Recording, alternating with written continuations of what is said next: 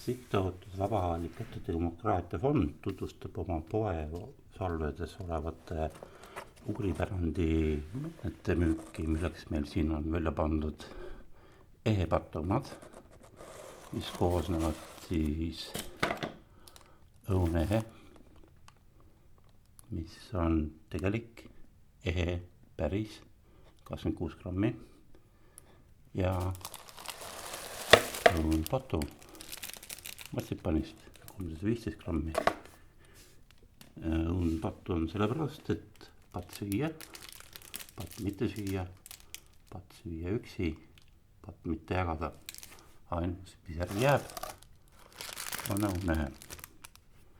Kaasa tuleb karp paljustamiseks ja ka meie ugripärandiga seotud, õunaga seotud ugripärandi kirjeldus, mida me soovitame panna raami, kuna siit on palju meiega seotud siin asjad.